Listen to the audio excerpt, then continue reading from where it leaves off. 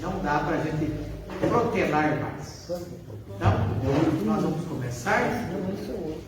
Primeiramente, eu quero agradecer a adesão que todos tiveram. Primeiro, que todos acreditam no potencial do que o professor Jonathan tem para trazer. Todos, no ano passado, sentiram-se, quem sabe, bem provocados sobre a temática dos estudos, a tal ponto de querermos que ele volte a nos falar como agora, essa semana, vai fazer. E essa semana nós temos, mais uma vez, a dogmática como um caminho de reflexão. Porque o meu objetivo para vocês catequistas é que vocês tenham a base da fé muito bem alicerçada. Como nós aprendemos sobre a fé? Nós aprendemos com encontros bíblicos e geralmente pelos documentos da igreja. Errado não está, mas os documentos da igreja muitas vezes prevêem que nós conheçamos isso para poder ler aquele conteúdo. E quando o Papa escreve, o magistério da igreja já escreve na consciência do que já está dado, porque isso aqui já está dado.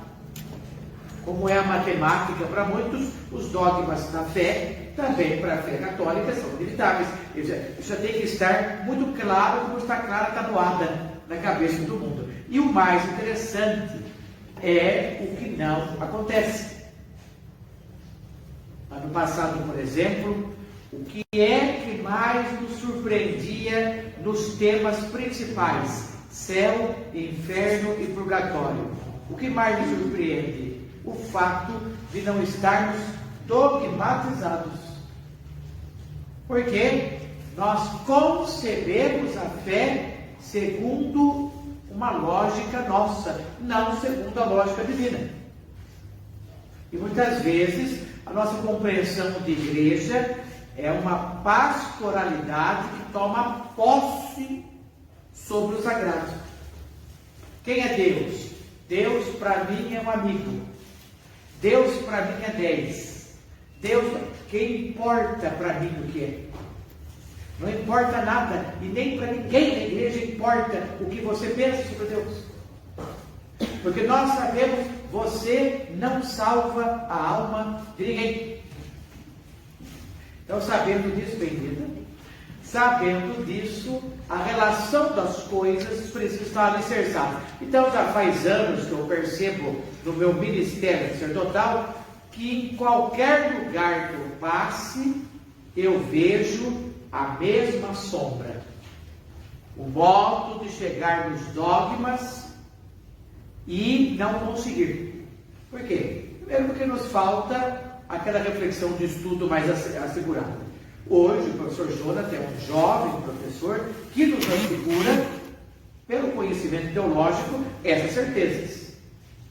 Mas vocês sabem que tem gente capacitada que escreve contra isso. É medonho você pensar que há teólogos na igreja que se disponham a escrever o contrário.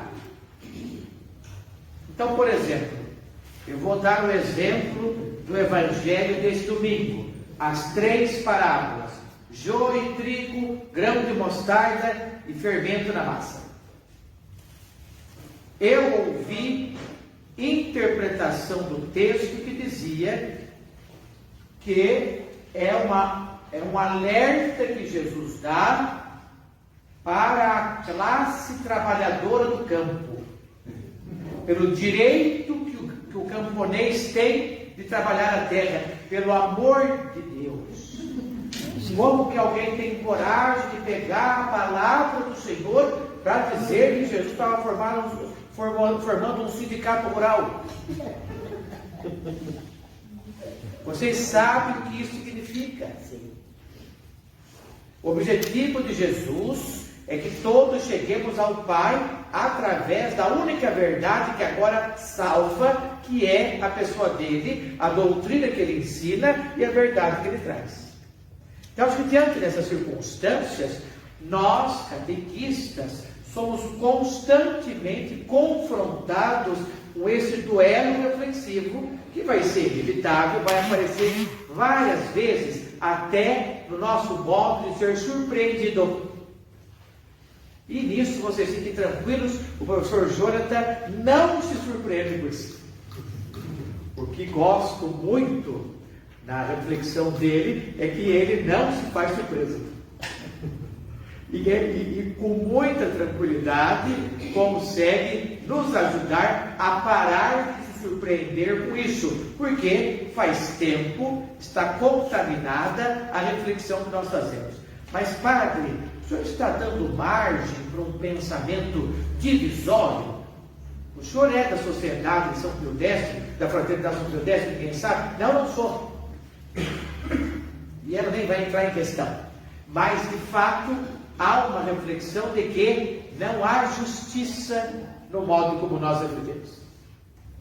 Por isso, então, o senhor Jonathan, formado na teologia escolástica, uma reflexão sólida sobre a doutrina, e vocês sabem, metade do nosso catecismo é teologia escolástica.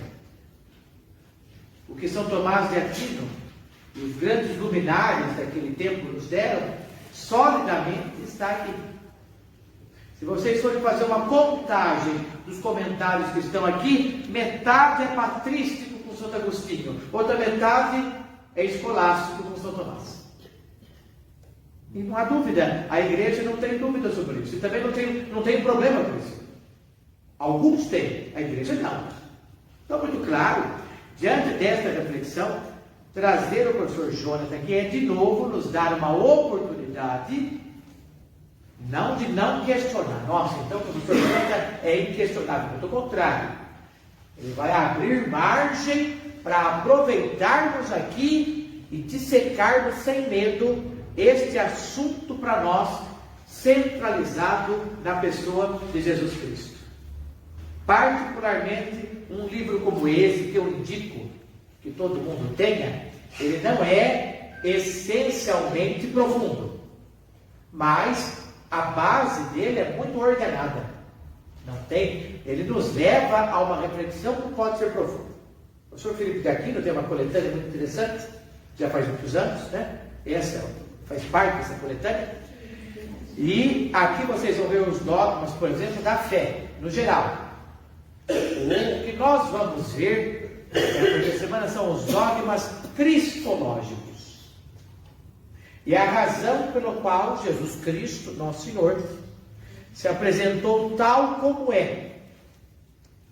E fez como um galo tal como deve ser. Eu não me lembro mais de quem é o comentário, mas o comentário de um santo era assim: Deus nos revela como quer ser acreditado. O Filho nos revela como o Pai deve ser crido junto com o Filho. E o Espírito Santo nos impulsiona a crer no que os três acreditam.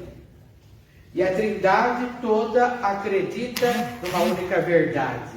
O Pai que cria, envia seu Filho que salva, para que também nos envie o Espírito que santifica. E nós façamos essa experiência da Trindade. Para que a gente viva, de fato, a graça de Deus. Como, por exemplo, as 3 porções de farinha do fermento da massa. Comparado à caridade, por exemplo, as três porções ligadas ao Pai, ao Filho e ao Espírito formam algo que cresce e que de fato transparece no bem.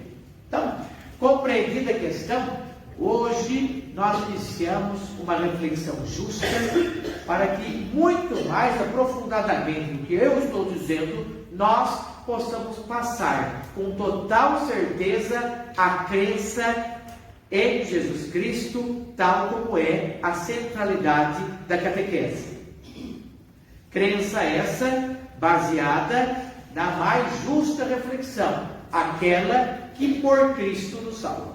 Então, portanto, com esta compreensão, deixemos-nos guiar por esse momento. Então, vamos ficar em pé para iniciar essa oração de início, oração de introdutória, com a firme esperança de que o Senhor nos auxiliará com suas graças. Em nome do Pai, do Filho e do Espírito Santo. Amém. Vinde, Espírito Santo, enchei os corações dos vossos fiéis e acendei o fogo do vosso amor. Enviai o vosso Espírito, e tudo será criado, e renovareis a face da terra. Oremos. Ó Deus, que instruísse os corações dos vossos fiéis com a luz do Espírito Santo, fazei que apreciemos retamente todas as coisas, segundo o mesmo Espírito, e gozemos sempre da sua consolação. Por Cristo, Senhor nosso. Amém. E no capítulo 13 do Evangelho de São João, no capítulo 14 do Evangelho de São João, nós vamos ler alguns versículos que nos chamam a atenção sobre o caminho de Cristo. Tomé disse a Jesus: Senhor, não sabemos para onde vais. Como podemos conhecer o caminho? Jesus lhe disse: Eu sou o caminho, a verdade e a vida. Ninguém vem ao Pai a não ser por mim. Se me conheceis, também conhecereis meu Pai. Desde agora o conheceis e o vis. Filipe lhe disse: Senhor, mostra-nos o Pai, e isso nos basta. Disse-lhe Jesus: Há tanto tempo estou convosco, e tu não me conheces, Filipe. Quem me vê, vê o Pai. Como podes dizer, mostra-nos o Pai? Não crês que eu estou no Pai, e o Pai está em mim? As palavras que vos digo, não as digo por mim mesmo, mas o Pai que permanece em mim, realiza suas obras. Crede-me, eu estou no Pai, e o Pai em mim. Crede ao menos por causa dessas obras. Em verdade vos digo, quem crê em mim, fará as obras que faço, e fará até maiores do que elas, porque vou para o Pai. Palavra da salvação. Glória a vós, Senhor. Então, humildemente, nós suplicamos que essas palavras santifiquem nossa vida, iluminem nossas reflexões e nos ajude a viver esse tempo. Pai nosso, que estais nos céus, santificado seja o vosso nome. Venha a nós o vosso reino. Seja feita a vossa vontade, assim na terra como no céu. O pão nosso de cada dia nos dai hoje. Perdoai as nossas ofensas, assim como nós perdoamos a quem nos tem ofendido. E não nos deixeis cair em tentação, mas livrai-nos do mal. Amém. Em nome do Pai, do Filho e do Espírito Santo. Podem sentar-se. Ainda sobre a centralidade da catequese na pessoa de Jesus Cristo. Está compreendido para nós, pela catequese renovada, que não existe uma palavra de um catequista neste mundo que esteja apropriada em si mesmo. Catequese de testemunho se dá a partir da fé em Jesus Cristo. Sabemos que a fé em Jesus Cristo é um dom que vem do alto. Ela não é uma herança, nem da sua avó, nem da sua bisavó, e muito menos da articulação da sua crença. Porque é perigoso que a fé estivesse avaliada segundo a sua crença, que de repente acredita tanto em Jesus Cristo como em fadas também. Então, de repente, nós temos aqui a problemática onde está? Quando descentralizamos o caminho muito reto que a igreja tem. Por isso o catecismo afirma: ao atribuírem a Jesus o título divino de Senhor, as primeiras confissões de fé da igreja afirmam desde o início que o poder, a honra e a glória devidos a Deus Pai cabem também a Jesus, por ser ele de condição divina, e ter o Pai manifestado essa soberania de Jesus, ressuscitando dos mortos, exaltando em sua glória. Desde o princípio da história cristã, a afirmação do senhorio de Jesus sobre o mundo e sobre a história significa também o reconhecimento de que o homem não deve submeter a sua liberdade pessoal de maneira absoluta a nenhum poder terrestre, mas somente a Deus Pai e ao Senhor Jesus Cristo. A Igreja crê que a chave, o centro e o fim de toda a história humana se encontram no seu Senhor e Mestre.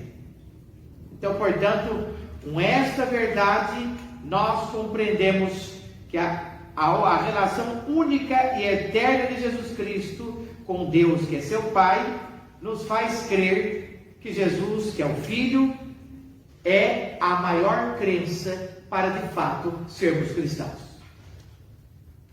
E para que isso seja compreendido, os dogmas cristológicos discutidos na história da Igreja e refletidos pela teologia, nos ajudam a alicerçar o que hoje nós conhecemos por fé sólida e um tesouro que, disse o apóstolo Paulo, de fato é ainda guardado em vasos de barro, mas protegidos pela graça de Deus.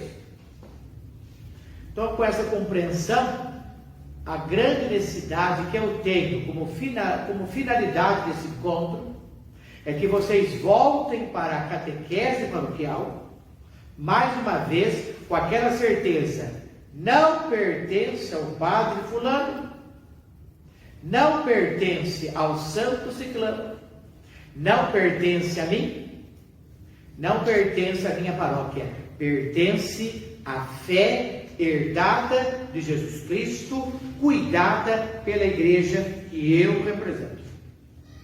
Tá certo?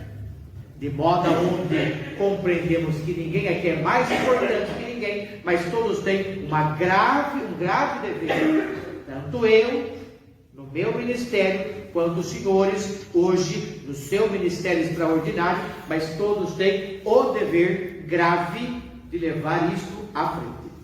Tá certo? De modo que nenhuma palavra, nenhuma dessas verdades e nenhum sentimento sobre isso desvie o caminho da salvação em Cristo.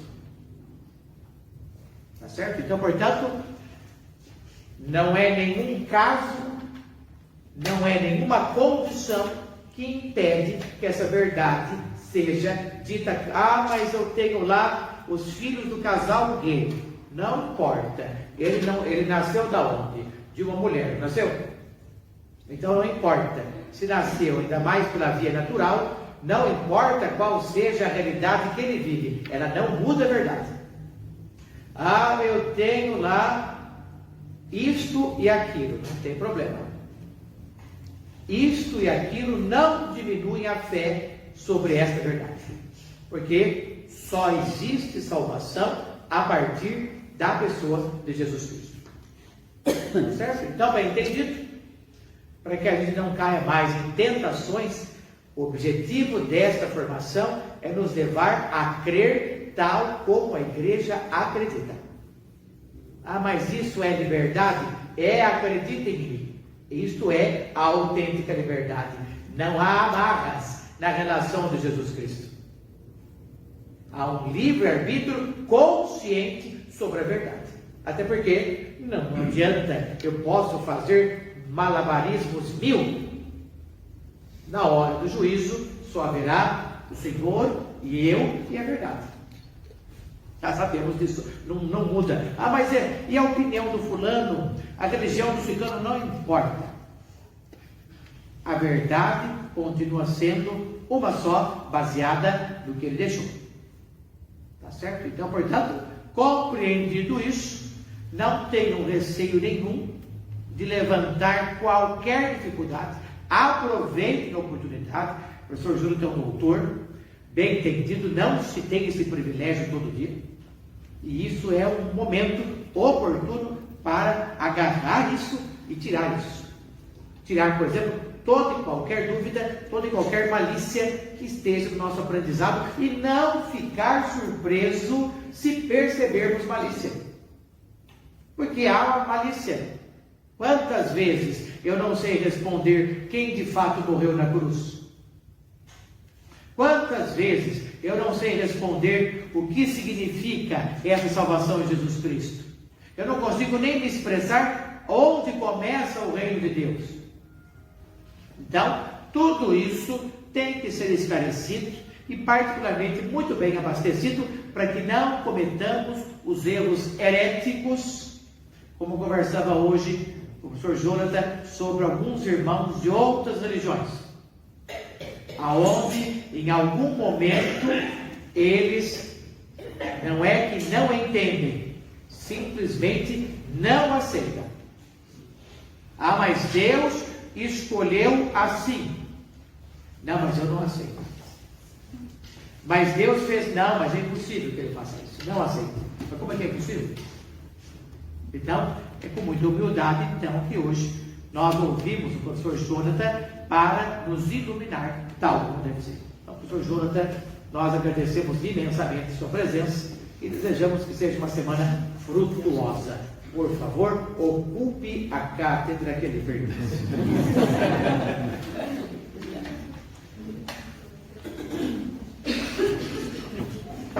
Senta para lá, Benito.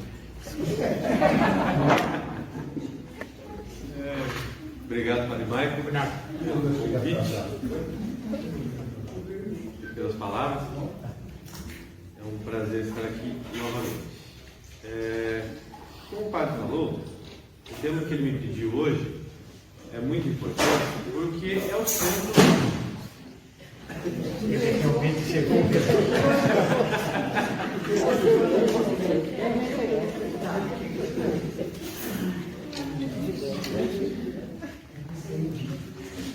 Ele consiste no centro da nossa fé. Por quê? O centro da nossa fé, obviamente, é Deus, mas especificamente na pessoa de Jesus Cristo. Então a Igreja Católica, ela é, para todos os efeitos, cristocêntrica. Então Jesus Cristo não é que ele é muito importante, ele é tudo. Tem gente que fala assim, Jesus é muito importante. Não. Muito importante é a Virgem Maria, ele é tudo. Então, aquela coisa, eu até brinco assim, né? Você fala assim, Jesus tem um lugar muito importante na minha vida. Eu falei, não, se tem um lugar muito importante na sua vida, você é meio idólatra. Ele tem que ser tudo na sua vida, o resto é meio para servir de alguma forma. E quando eu digo o resto é tudo, a minha saúde, a minha família, a minha profissão, tudo, tudo. Então, Jesus é tudo. Então, entender bem quem é Jesus e, acima de tudo, o que é Jesus é de suma importância para a fé católica. Eu falava aqui nos cursos passados que o próprio São Paulo nos ensinou, os apóstolos nos ensinaram, que o primeiro quesito para a nossa salvação é a fé. Tanto é que não existe caridade sem fé. E a fé em quem? A fé católica, a fé em Cristo, do qual decorrem todas as outras. Tudo mais que é necessário. Então, compreender bem quem é, como eu falei, e o que é Cristo, é de suma importância, algo que não se aplica só aos padres, aos bispos, ao Papa, mas a todos, ainda que em graus diferentes. Ninguém espera aqui que todo mundo saia com o mesmo nível de conhecimento de São Tomás de Aquino. Mas, em essência, daquilo que é mais importante, sim, todo mundo tem que saber o mesmo que ele sabia, dentro da nossa capacidade individual. Ou seja, dentro daquilo que é possível para cada um, aquilo que é mais importante e necessário, todos devem saber. Tá? A teologia ela pode ser dividida em três grandes áreas. A teologia dogmática, a teologia moral e a teologia mística. E é engraçado que essas três grandes áreas da teologia, que existem milhares de livros sobre cada uma delas, elas são resumidas em duas orações e uma lista. A teologia dogmática é o credo. A teologia moral são os 10 mandamentos. E a teologia mística é o Pai Nosso.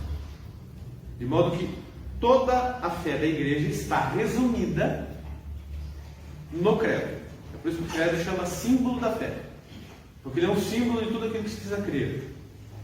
Então por isso que a vida toda, uma vida toda de estudo de teologia, é um estudo sobre o credo.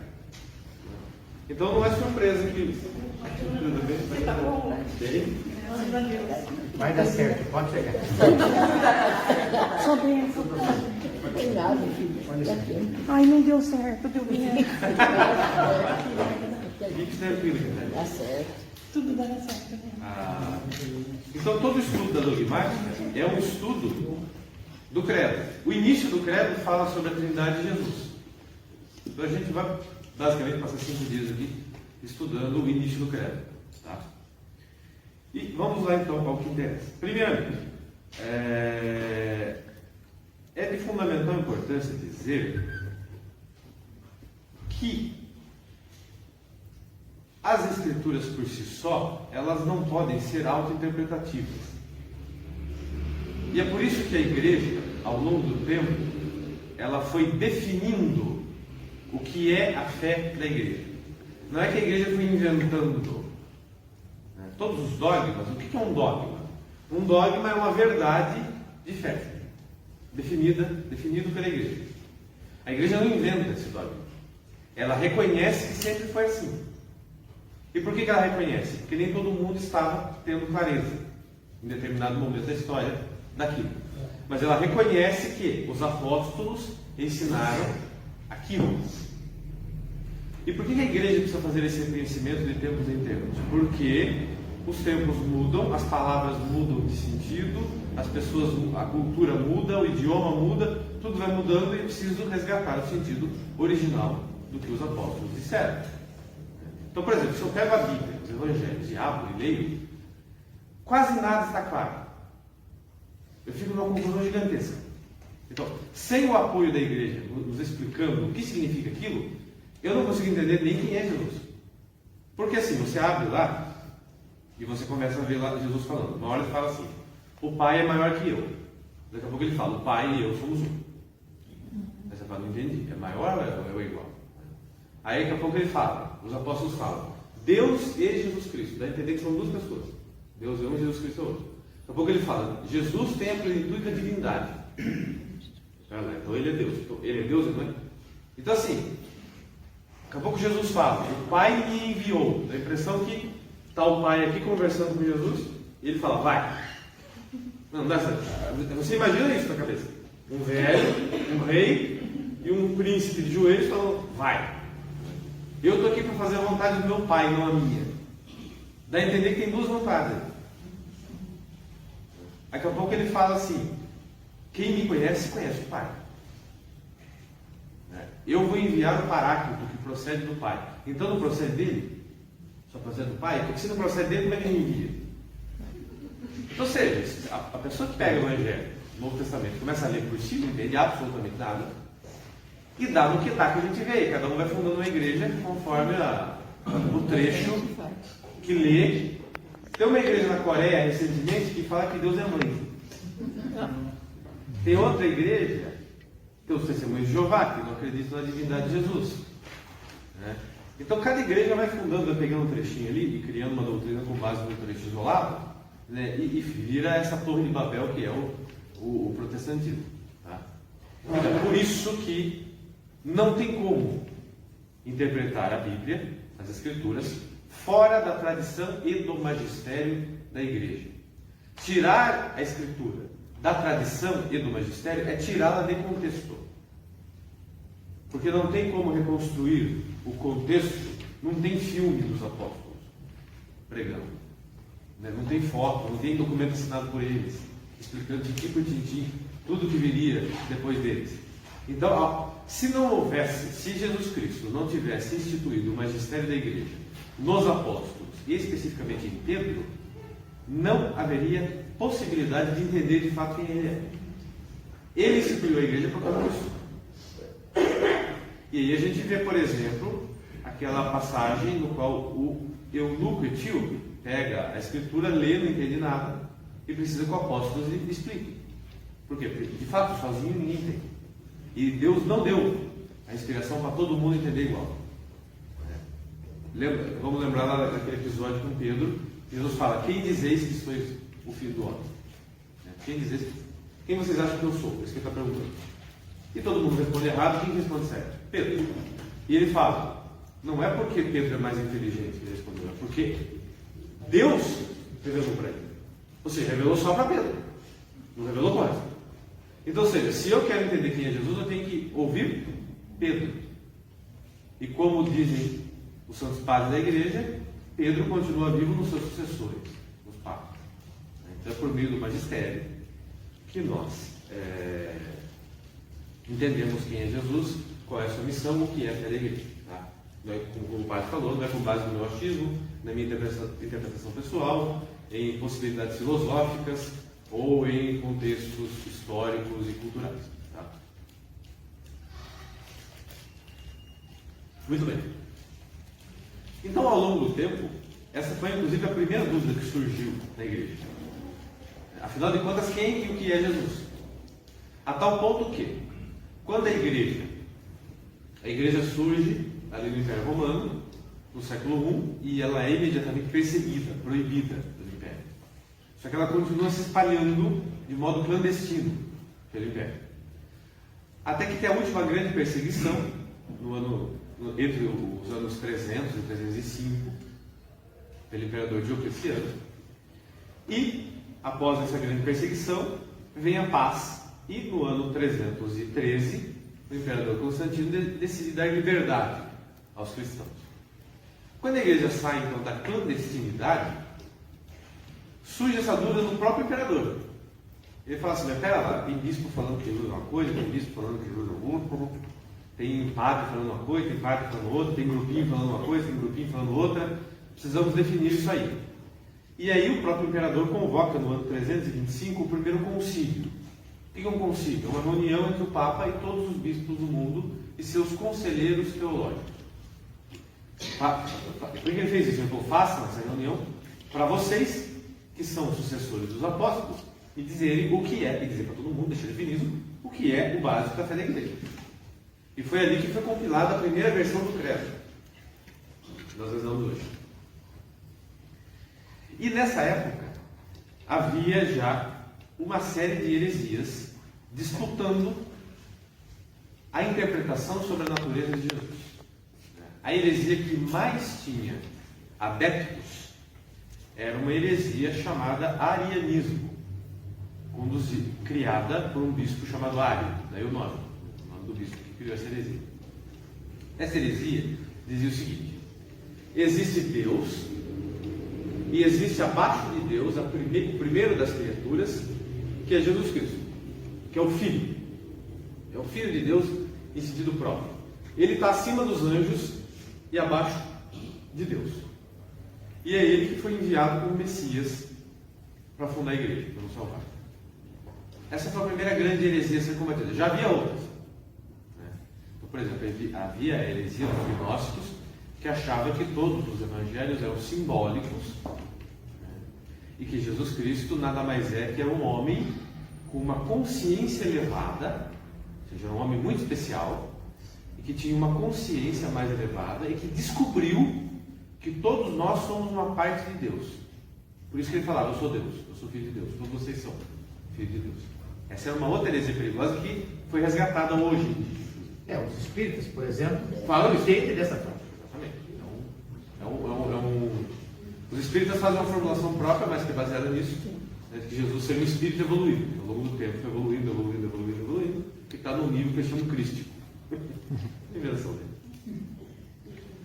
Existia também uma heresia chamada ebionismo, que era uma heresia que achava que Jesus era um profeta. Ou seja, não teve lá Moisés, Abraão, Isaías, Jesus era mais um, era o último, grande profeta. Inclusive essa heresia vai gerar o islamismo, que diz exatamente a mesma coisa.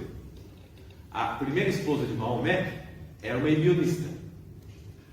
Lógico que foi dela que ele tirou toda a teoria dele. Então o islamismo diz isso. O penúltimo profeta é Jesus, o último é Maomé. Então vocês vão vendo que nesses primeiros 3 séculos, todas essas heresias foram sendo formuladas. Por quê? Porque eram gente que fazia interpretação pessoal.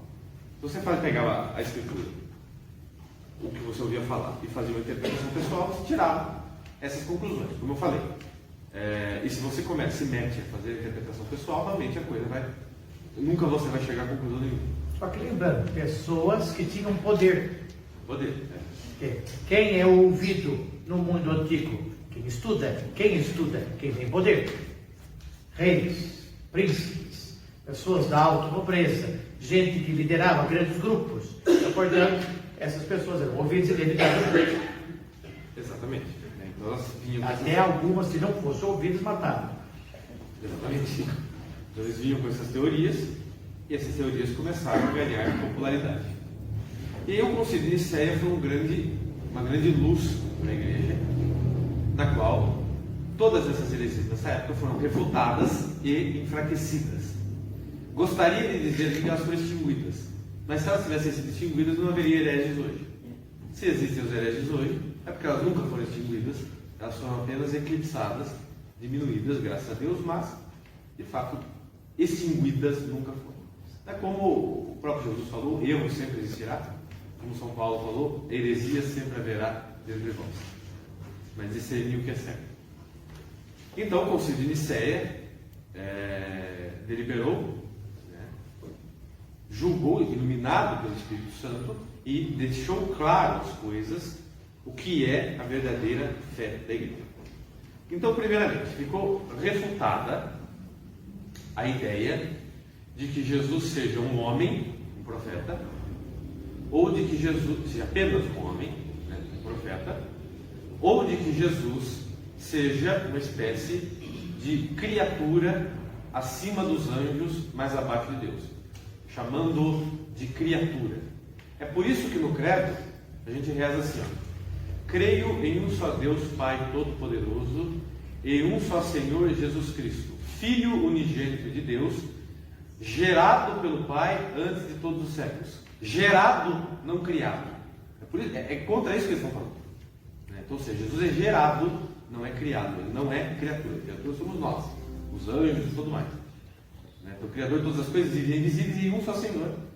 Visíveis e invisíveis, ou seja, os anjos, a alma, tudo é criado por Deus. Agora, Jesus, não. Por quê? Porque, na verdade, Jesus é o próprio Deus. Existe um só Deus, e Jesus Cristo é o próprio Deus que se fez homem.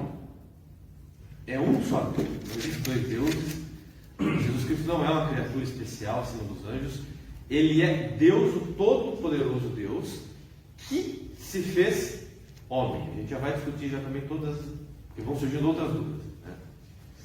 Mas, primeiramente, isso tem que ficar claro. Então, ou seja, Jesus é o próprio Deus uno. Tá? Deus é uno. Acontece que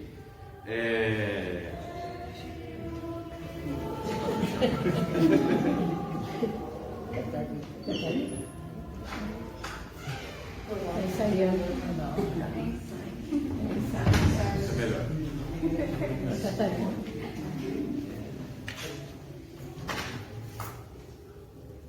Acontece que Jesus, quando se encarnou, ele nos trouxe uma revelação de uma intimidade de Deus, que é o seguinte: Deus é uno, porém Deus é trino. Então Deus é uno em um sentido, no entanto ele é trino em outro. E aqui está a verdade mais complicada da fé católica, que apesar de ser complicada e de ninguém conseguir entendê-la por completo, ela precisa ser dita e todo mundo tem que crer essencialmente na mesma coisa, que é o seguinte: o ser de Deus é um só. Agora, dentro do ser de Deus existem três relações.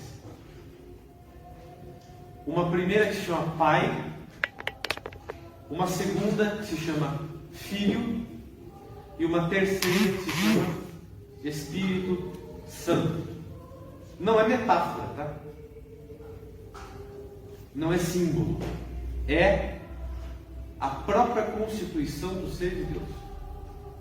Como é que a gente vai entender um pouco isso melhor? A inteligência humana só consegue entender as coisas por analogias. Analogia, o que é? É você dar um exemplo que tem semelhanças e diferenças. E aí, através da semelhança, você entende um pouco melhor. Toda vez que nós falamos de Deus, só dá para a gente falar por analogia. Por quê? Porque todas as nossas palavras que nós usamos no cotidiano, elas se referem às criaturas. Se elas se referem às criaturas, elas não se referem ao Criador. Então tudo que eu falo de Deus, eu falo por aproximação. Mas pela aproximação da palavra, eu entendo o conteúdo dela. Existe em nós como nós somos filhos de Deus, criados à imagem e semelhança dele, uma imagem da Trindade. Isso significa que todo mundo é uma Trindade? Não. Só Deus é uma Trindade. Mas existe uma imagem da Trindade em nós, que Santo Agostinho faz um tratado desse tamanho assim, chamado A Trindade, para explicar. Qual que é essa imagem? Veja, preste bem atenção. Quando eu falo, eu entendo, é diferente de quando eu falo, eu sou, e é diferente de quando eu falo, eu quero. Mas nos 3 casos, sou eu. Ou seja, a minha inteligência, dentro de mim, a minha inteligência é diferente da minha vontade, que é diferente do meu ser. Mas as 3 coisas se identificam com o meu ego. Quando eu falo, eu entendo, sou eu. Quando eu falo, eu quero, sou eu. Quando eu falo, eu sou eu. Então existe uma imagem da Trindade em nós, uma analogia da Trindade. Qual é a grande diferença entre nós? E essa analogia se aplica a Deus, porque Deus Pai se refere ao ser de Deus. Deus Filho, a inteligência de Deus. E Deus Espírito Santo, a vontade de Deus. Então vocês imaginam o seguinte: todo mundo aqui consegue, se fechar o olho, ter uma imagem de si mesmo. Eu consigo ter uma imagem do que é o João, para mim. E eu consigo entender também a diferença dessa imagem com a vontade. É por isso que os apóstolos vão falar: o Filho é a imagem eterna do Pai. Por quê? Porque o Filho é o conceito, vamos dizer assim, é a imagem que o próprio Deus tem de si. E o Espírito Santo é o amor que Deus tem por si, no Filho. Porque quando Deus se conhece, ele se conhece no Filho. E quando ele se ama conhecendo a si mesmo no Filho. Agora, qual é a diferença? Eu, ser humano, eu tenho um ser, nós dizemos assim, que é mantido por Deus. Então, quando eu tenho a minha imagem, a minha inteligência, né, que gera a minha imagem, e quando eu tenho a minha vontade, elas são produtos do meu ser. Elas são, a gente chama em filosofia de acidentes. Eu explicava isso aqui no primeiro curso que eu dei. Né? Então, por exemplo, a cor do meu olho, a cor do meu cabelo, a cor da minha pele são acidentes da minha pessoa. Então eu tenho acidentes. A minha inteligência também é um acidente. A minha vontade é um acidente. Ou seja, são características minhas. Deus não tem características. Em Deus, ele é todo idêntico a si. Então a imagem que ele tem de si é ele. E a vontade dele é ele também. Não é um produto dele. Não é uma característica dele.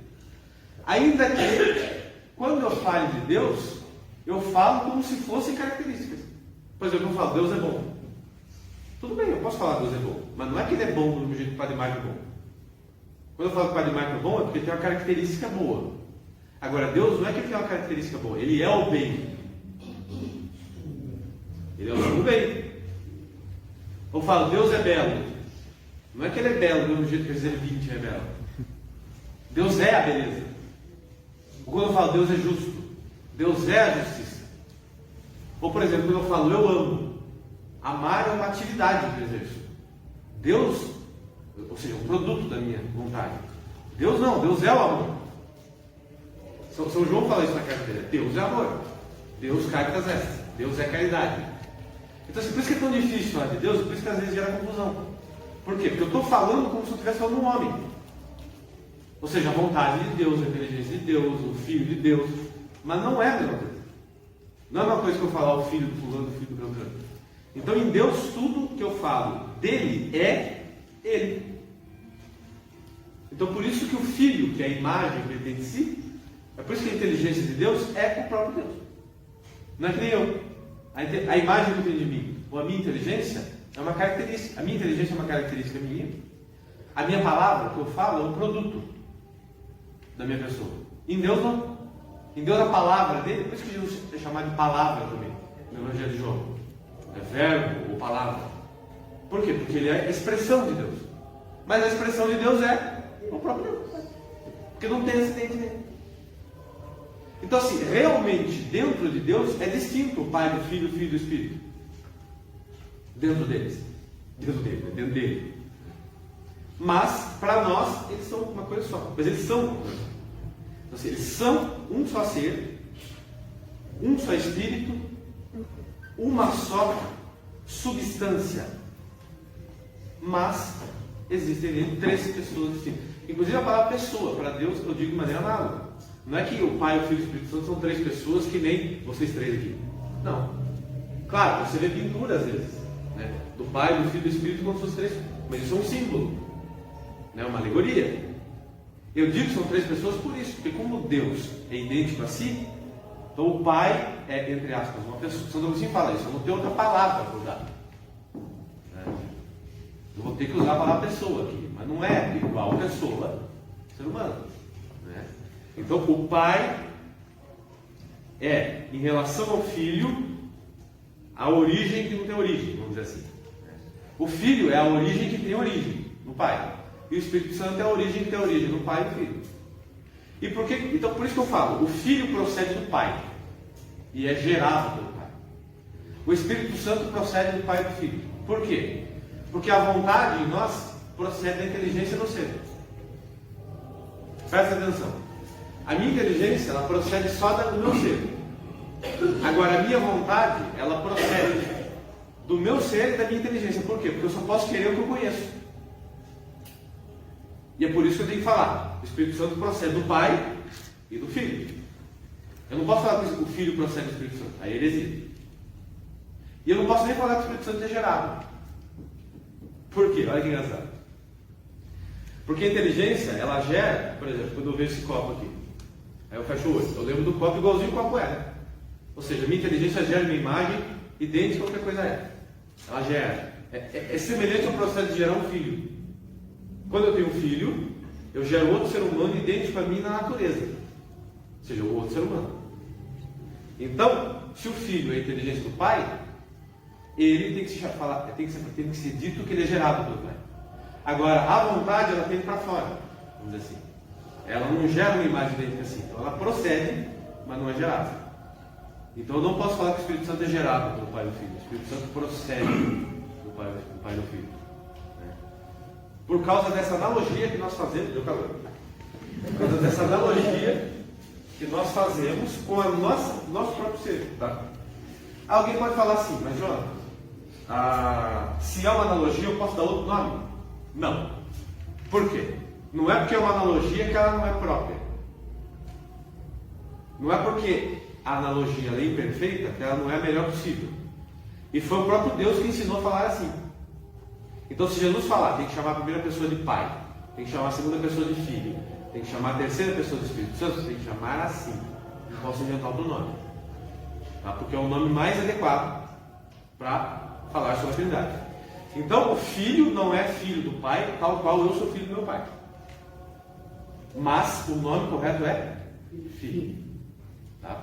Eu não posso substituir. Isso, inclusive, gera as fórmulas sacramentais.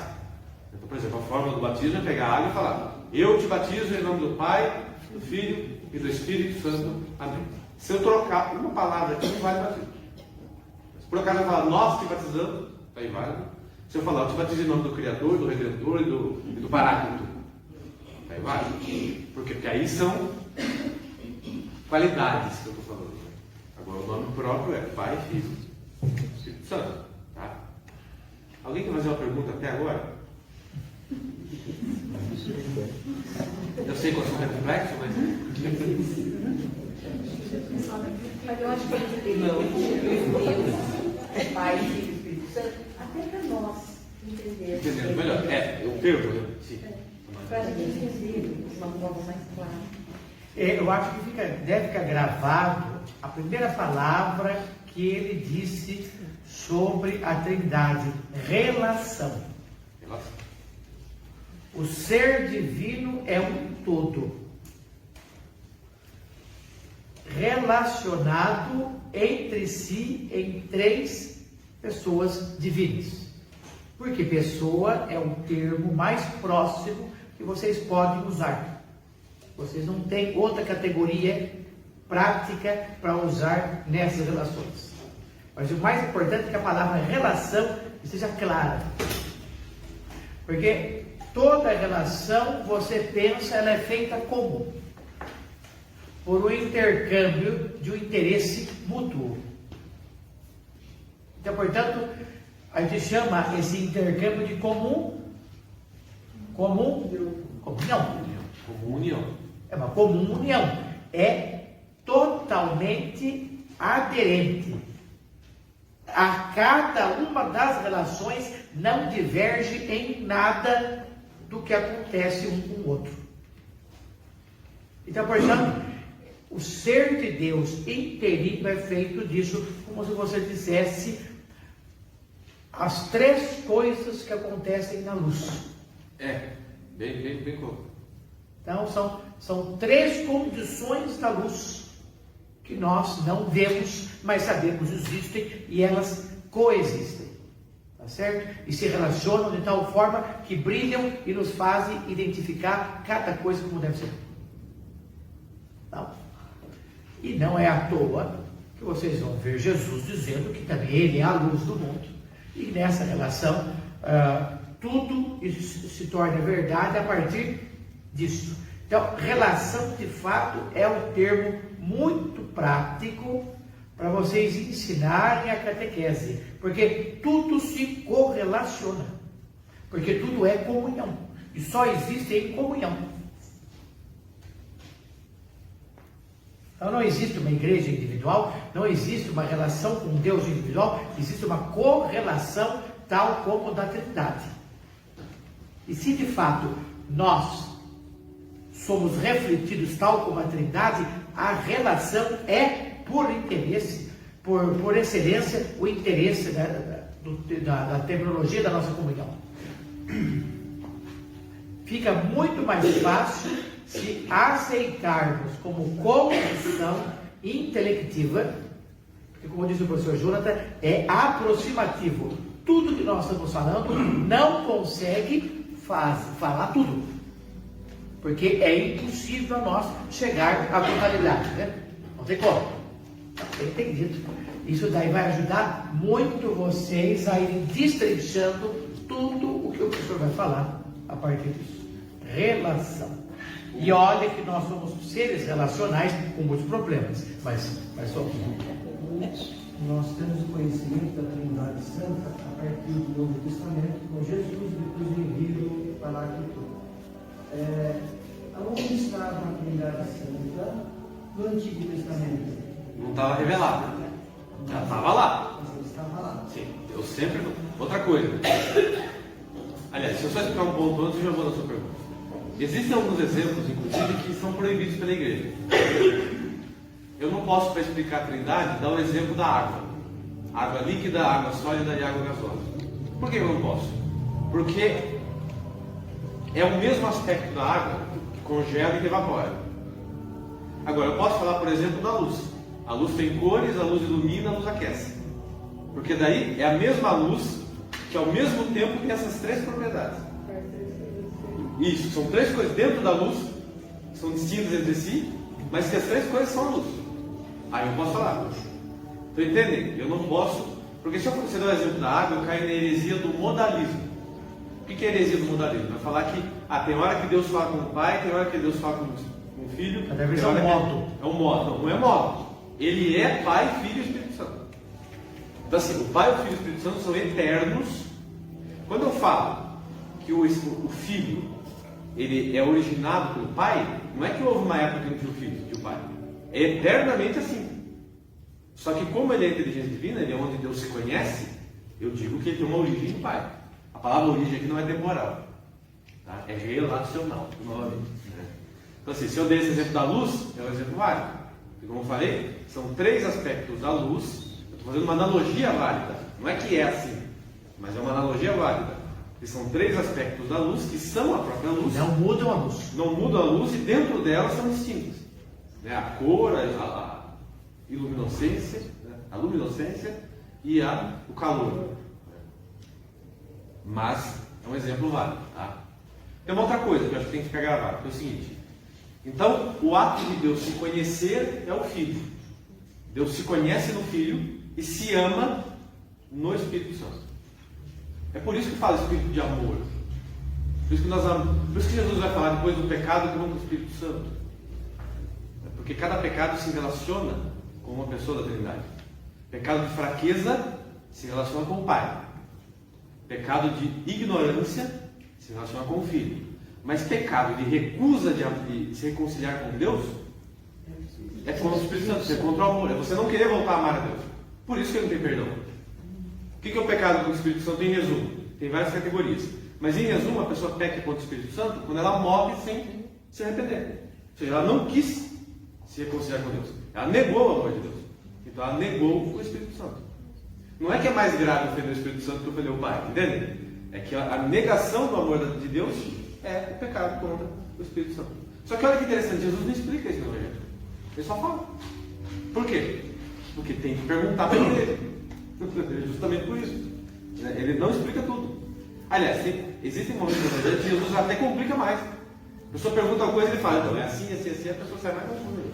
Por quê? Porque ele não quer dar o entendimento naquele momento. Ele quer dar o entendimento por meio da sua igreja. Tá? Agora a sua pergunta, então a Trindade é eterna. Ela sempre existiu. Deus sempre foi a Trindade. Inclusive o Filho sempre esteve lá. O Pai, o Filho e o Espírito Santo. Tem gente que acha que Jesus passou a existir quando nasceu da Virgem Maria. Não. Pelo amor de Deus. Ele se encarnou. Agora o Pai, o Filho e o Espírito Santo sempre estiveram lá. Só que no Antigo Testamento, Deus ainda não tinha se revelado de maneira clara que Ele era uma Trindade. Ele tinha dado só indícios. Qual que é o indício, por exemplo? Os 3 anjos para Abraão. Abraão recebe a visita dos 3 anjos. Esses 3 anjos são uma pré-figuração e um pré-anúncio da Trindade. Estava claro? Não. Abraão entendeu? Não. Então não era para ele entender naquele momento. Era para Deus deixar o anúncio, ou seja, a pré-figuração ali. Ou, por exemplo, quando o Gênesis, o autor faz questão de usar o plural majestático, quando Deus fala, façamos o céu e a terra. Deus usa o plural. Por que Deus usa o plural? Sendo que não tinha ninguém no planeta. Ele está se referindo à Trindade. É um indício. É uma prefiguração da Trindade.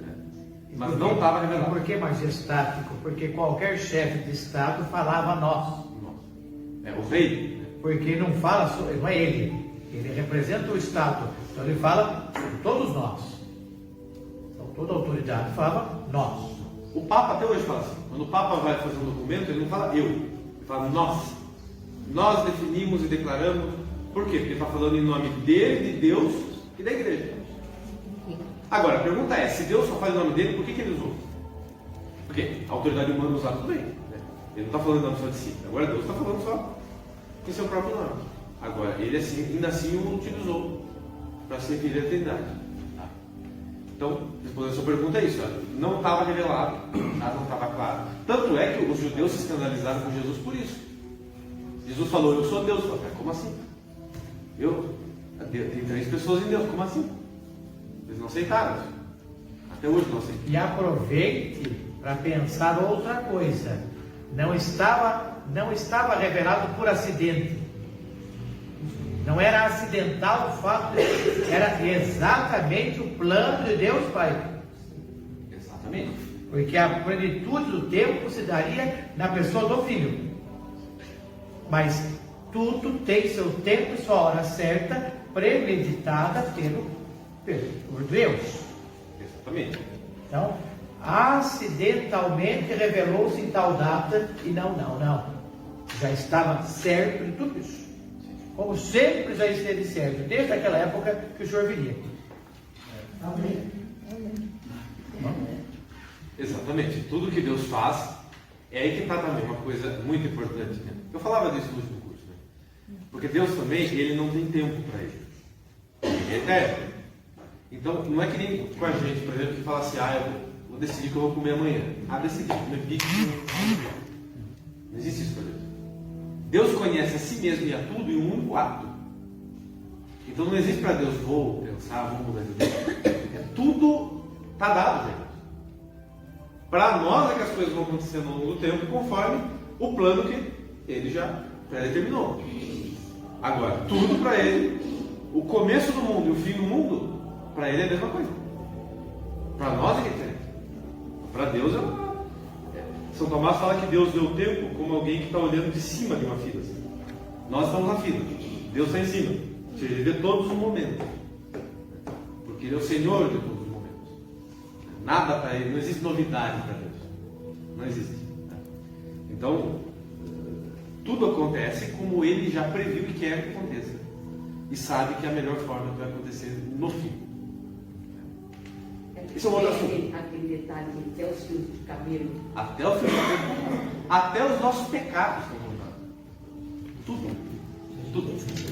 Tudo.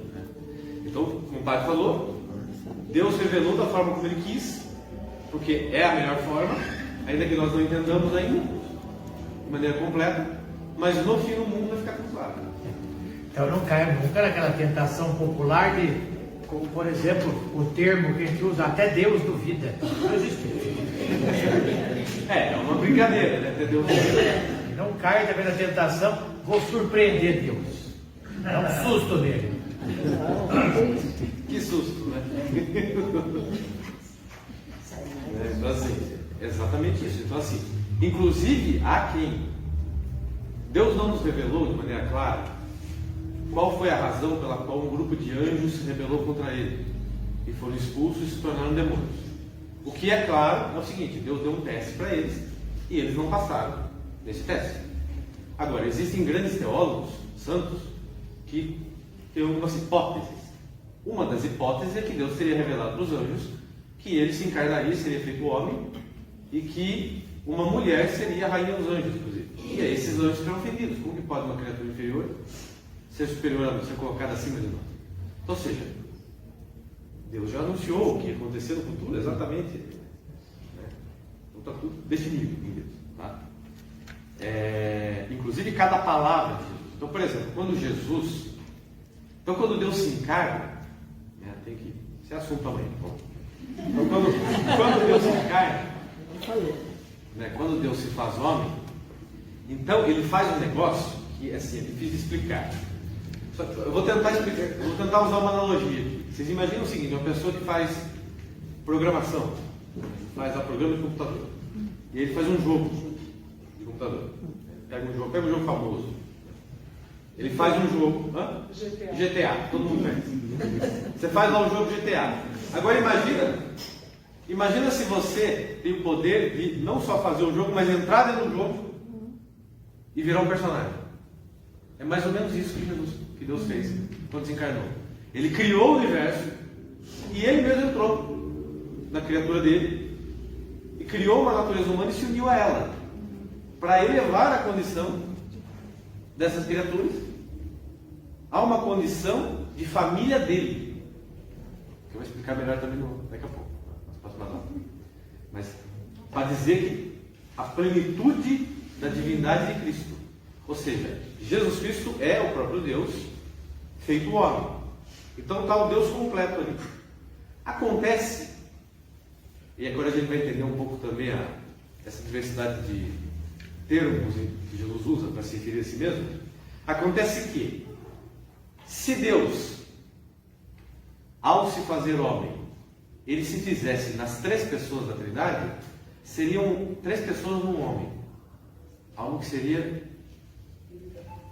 não conveniente para a natureza humana, porque a natureza humana é uma pessoa cada vez. Então Deus escolheu se encarnar, Ele completo, mas na pessoa do Filho, na convergência, na convergência da segunda pessoa. Por quê? Porque aquela natureza humana que Ele criou para se unir a Ele forma uma unidade na pessoa do Filho. Então assim, então só o Filho se separou a Trindade? Assim? Não. A Trindade está toda junta, no Filho. Só que a natureza humana se une, ou seja, ela subjaz na pessoa do Filho. E é por isso que Jesus tem hora que Ele fala como Deus Uno, tem hora que Ele fala como pessoa do Filho, e tem hora que Ele fala como homem. E aí que vem a confusão que as pessoas fazem. Então, por exemplo, quando Ele fala eu e o Pai somos um, Ele está falando como Deus um. Quando Ele fala eu sou o caminho, a verdade e a vida, falando como Deus uno. Quando ele fala antes de pai Abraão, eu sou, olha que interessante, ele não fala eu era, ele fala eu sou. Por quê? Porque aquilo que eu falava, para Deus não tem tempo, ele é eterno, ele está falando como Deus uno. Agora, quando ele fala o pai é maior que eu, está falando como segunda pessoa da Trindade. Quando ele fala o pai me enviou, ele está falando como segunda pessoa da Trindade. E quando ele fala, por exemplo, tal coisa, nem eu sei se o pai sabe, ele fala como homem. Que não é que ele não sabe, é que como homem ele não pode saber aquilo, mas como Deus ele sabe. Por exemplo, o dia do juízo final. Tá? Só concluir. Então, ele fala às vezes como Deus uno, como segunda pessoa, e às vezes como homem. Ok? Mas ele é as três coisas, numa única pessoa. E só múltiplos conhecimentos. Então por que ele fala o pai é maior que eu? Ou por que ele fala o pai me enviou? Por quê? Como o pai é o princípio da Trindade, então todas as ações de Deus são tributadas ao pai. Então não é que o pai decidiu uma coisa independentemente do filho, falou, você vai. Não, os três decidiram a mesma coisa. Eles são um só. É uma vontade só, um intelecto só em Deus. Mas como o pai é o princípio de tudo, você atribui ao pai. Ao pai me enviou, fazer a vontade do meu pai. Ele fala com humildade, vamos dizer assim. Ou seja, porque o pai é o princípio de tudo. Mas não existe separação de vontade ou de intelecto em Deus. Tá? Aliás, o filho é o intelecto, o espírito é a vontade. Então é um só Deus, como eu falei, agindo o tempo todo. Mas que na hora de você atribuir as ações, você atribui ações ao filho, ao pai, ao filho ou ao Espírito Santo. Tá? Sua pergunta? Quando tem um relato lá da crucificação, que Jesus pede ao pai, me esqueceste, né? Por que me abandonaste? Por que me abandonaste? Ele está citando o Salmo. De filho, né? Não, ele está só citando o Salmo. Salmo 23? Isso. Salmo 23. Mas ele não está sofrendo. Tá. Como Está sofrendo como Como homem. O homem expressa o sofrimento. Mas não é que ele está, por exemplo, no Monte das Oliveiras ele fala: se puder, me afasta esse cálice, mas seja feita a sua vontade, não a minha. Não é que a vontade humana dele está querendo, porque ele tem uma vontade humana também. Ele tem a vontade divina e humana. Não é que a vontade humana dele está querendo escapar daquilo, mas a vontade humana dele deseja aquilo. Então ele expressa o que a vontade deseja, mas ao mesmo tempo ele já está dizendo que a vontade humana dele está totalmente submissa à vontade divina dele. Porque tem que se cumprir O que é a vontade divina. E ele está dando um exemplo. Oi? É a vontade dele. Dele. Ele está falando com ele mesmo. Porque na hora do sofrimento dá a impressão que ele recorre ao pai. Não, ele está só expressando através do Salmo 23. Que é o mesmo Salmo que vai falar depois: reparte entre si as minhas vestes e lançam sorte sobre a minha túnica. Ou seja, ele. Mas isso já foi uma profecia antiga, né? Sim. Já estava titulado. Salmo de Davi. Né? Sim. Por quê? Porque Deus já anunciou que ia acontecer assim. Isso. Né? Então, o que Jesus está fazendo? Ele está cumprindo a profecia. Sim. Porque ele cumpre falando e cumpre no que está acontecendo. Seria meu Deus, porque me abandonaste. E ele continua falando que ele está expressando o que o ser humano sente quando está sofrendo. Ele sente como se Deus tivesse abandonado. Nós sentimos isso. Sentir isso é uma coisa. Se revoltar contra Deus de fato é outra. Podemos dizer, então, que Jesus ensina pedagogicamente a partir das distinções da fala, porque a ação é uma só. A vontade dele inteirinha está ligada com a vontade do Pai. Mas ele ensina através da ação de diferentes formas, não modos. É o mesmo modo, é a mesma realidade, mas a forma que ele ensina é diferenciada. Até porque também haviam grupos distintos que ele falava. Exatamente, isso. Aos apóstolos, ele fala de uma condição, e vocês ouviram no Evangelho desse domingo, aos apóstolos ele explica a parábola, porque são a igreja que vai ensinar. Ao povo, ele fala de uma forma, às autoridades ele fala de outra forma. Exatamente.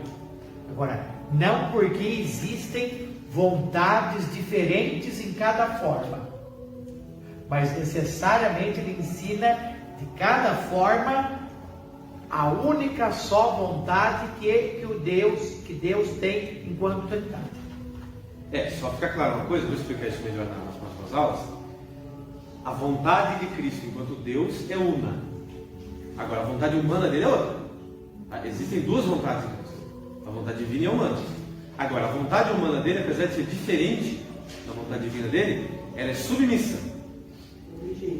Totalmente submissa à vontade divina dele. Então, é esse diálogo que ocorre entre a vontade humana e a vontade divina que está registrado nos evangelhos. E por que está? Por causa daquilo que o Padre falou, para nos deixar um exemplo. Por quê? Porque a vontade humana dele, apesar de ser perfeita, a nossa não ser, ela é humana. Como a nossa. Não é frágil. Calma.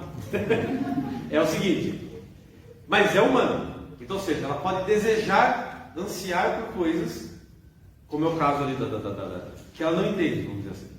Mas ela não se revolta contra Deus. Então ele está ensinando que assim como a vontade dele é totalmente submissa à vontade divina, a nossa também deve ser. Porque ele também sentiu a fraqueza humana, só que sem cair. Nós caímos. Ele não cai. É porque a vontade é perfeita. É perfeita, mas não humana. Nunca vai divergir daquilo que Deus Pai propõe. Então, por exemplo, ele diz no Evangelho: quem pensa que eu vim trazer a paz, ao contrário, eu vim trazer a espada.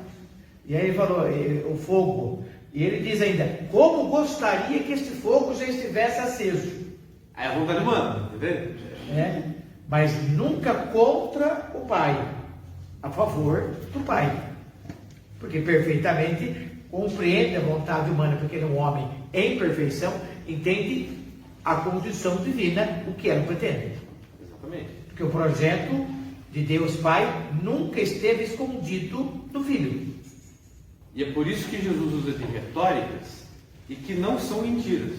Então, por exemplo, quando alguém vai falar com Jesus, ele provoca a pessoa e fala assim: mas o que você está fazendo aqui? Ele sabe o que a pessoa quer, ele é Deus. Agora, por que ele fala isso? Para estimular a pessoa a falar. Ah, então está mentindo? Não, por quê? Porque como homem, não teria como ele saber Deus. A humanidade dele não é, mas a onisciência divina dele sabe. Agora, não tenham dúvida, porque eu sei que a cara angustiada de vocês é dizer isso para as crianças. Tem que achar um jeito simples. E o que o professor Jonathan falou é muito claro e simples, para dar o exemplo. Esta humanidade de Jesus, ela dá o exemplo. Ela nos serve para quê? Para iluminar a nossa humanidade a imitar a dele. Exatamente. A humanidade dele é imitável. Não totalmente, mas é até certo ponto. Então ele fala assim: amai-vos uns aos outros como eu vos amei. É plenamente possível amar como ele ama? Não, não é. Mas dá para tentar. Ou seja, dá para se aproximar. Essa aproximação é possível e deve ser tentada. Não é que deve ser tentada assim como eu tento aprender mandarim.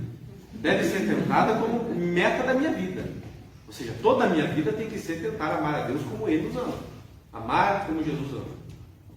Amar como Jesus ama. Tem até a música pode dizer assim, né? Amar como Jesus amou. Está um pouco errado, não é como Ele amou, Ele ama. Né?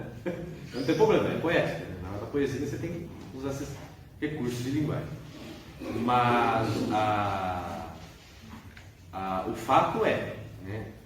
O que é próprio da humanidade dele pode ser imitado, deve ser imitado por nós. E é por isso que ele fala como homem nesses momentos. Apesar de ser Deus, plenamente Deus, e de ter o conhecimento de tudo, e de ser ele mesmo que está causando tudo isso. Então, por exemplo, quando uma pessoa se aproxima para falar com Jesus e ele fala: o que você quer? Foi ele mesmo que atraiu. Ele não falou: ninguém vem a mim se meu pai não atrai ele. Isso é ele mesmo. É ele mesmo que vai lá e puxa a pessoa. Mas ele está fazendo ali o diálogo humano, porque a pessoa tem que reconhecer é um favor que ele faz para a pessoa. E ele mesmo falou lá no lava-pés: dei-vos o exemplo para que também o façais. Ele falou no lava-pés, ele falou exatamente essa frase. Dei o exemplo. Então, ou seja, ele faz a pessoa manifestar o que ela quer para que seja um pedido autêntico dela. Não porque ele não tenha traído, ou porque ele não sabe o que vai acontecer, ou porque ele não sabe o que a pessoa quer. Ele sabe absolutamente de tudo e foi ele que atraiu a pessoa dele. Mas, ele faz ou seja, é um favor. É que nem, por exemplo, ir à missa, né? Eu já comentei aqui com vocês, né? Tem gente que vai à missa e acha que está fazendo um favor para Deus. Ao contrário, Deus. É Deus que está fazendo um favor para nós de dar a missa, e quando eu vou à missa, eu tenho que agradecer a Ele pela graça de estar recebendo o próprio Jesus na Eucaristia. Se eu não vou à missa, o azar é meu. Não é de Deus. Deus não precisa que eu vá à missa. Né? Então assim, é o que ele fala em Apocalipse. Ele fala, tem o candelabro, e se não fizer por merecer, eu apago o candelabro. E esses candelabros do Apocalipse simbolizam as igrejas da Ásia, que hoje é a Turquia. Essas igrejas não existem mais na Turquia. Deus castigou, ele tirou. Mas tem gente que acha que é desvantagem para Deus ter perdido a igreja. Mas não, desvantagem para quem ficou sem. Então, entender isso que o padre falava no início, a nossa total dependência de Deus, entender que a centralidade de tudo é Ele e não nós, é fundamental. Ou seja, Cristo é tudo. Né? E aí, para não ficar muito maçante, na próxima aula eu continuo, já é muito conteúdo, acho que um dia só. Isso porque o assunto da cruz ainda tem pano para manga. Não ficou só nisso. Eu não falei por que ele se encarnou. Só que ele é. Ele falou Deus Pai, né, Deus Filho, Deus Espírito Santo. Você tinha que falar ele quatro vezes? Hã? Ele falou Deus Pai, Deus Filho, Deus Espírito Santo. Você quer falar ele um monte de vezes, 4 dias? E 5. Porque tem as outras coisas também. Por que ele se encarnou? Os efeitos da sua... Eu só acredito que tem pano para manga. Os efeitos da sua redenção, os efeitos da sua encarnação, os efeitos da igreja, enfim, tem muita coisa para ser esclarecida. Mas eu acho que a gente, em especial, esse Deus maravilhoso, é tentar contemplar. É contemplar. Eu tive a oportunidade de ir um parto há um mês atrás. Eu tive filho, mas eu nunca tinha contemplado. Quando eu vi aquela criança saindo no útero materno, de repente ela está no colo da mãe, acariciando a mãe, olhando aquilo, juro, eu entendi Deus ali. Eu não precisava falar mais nada. Só aquilo foi a resposta para mim. Tem uma coisa que a senhora está falando que é o seguinte: às vezes Deus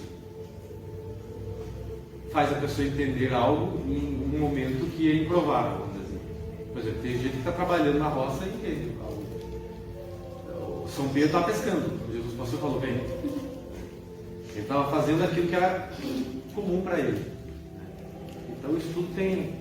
É o modo como Deus age. Cada um é diferente. Às vezes a pessoa ouve uma coisa hoje e vai entender daqui 10 anos.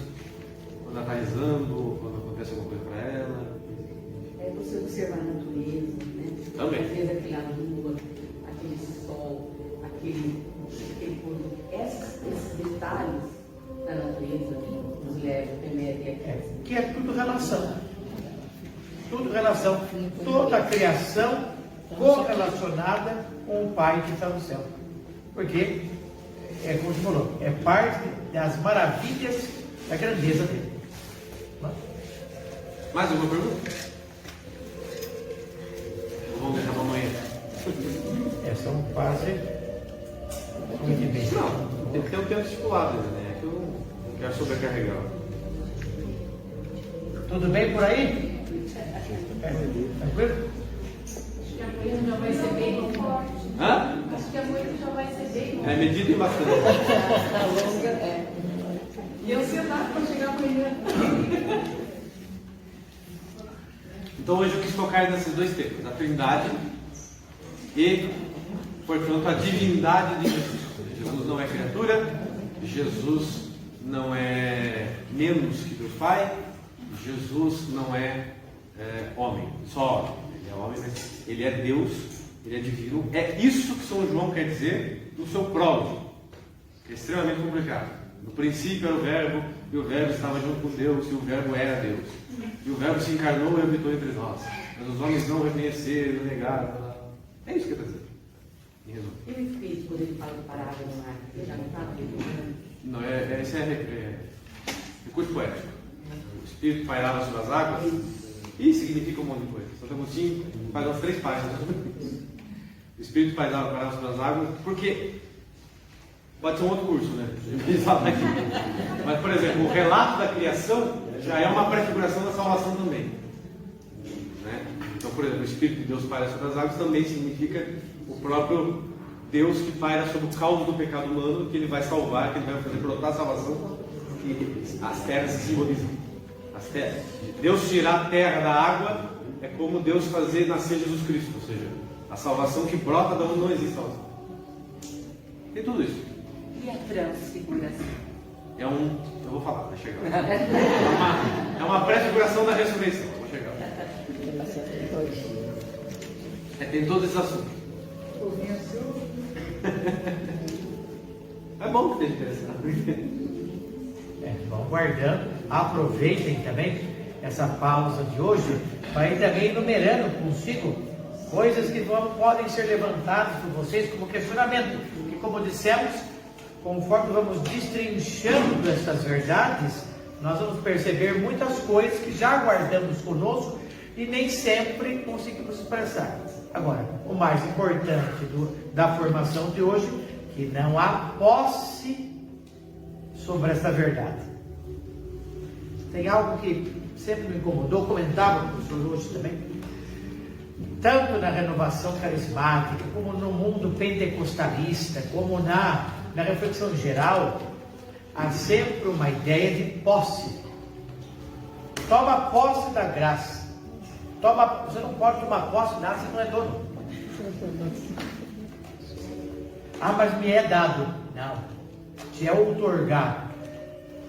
É igual uma concessão do túmulo do cemitério Santíssimo. Você pode ter, mas não é seu.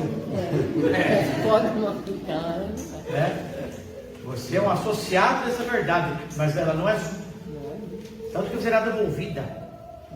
Deve ser apresentada. Eu sempre lembro do trecho das virgens previdentes, imprevidentes, né?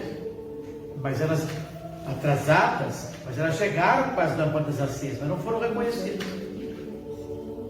Santo Agostinho explica, porque o óleo da unção do Espírito vem do alto.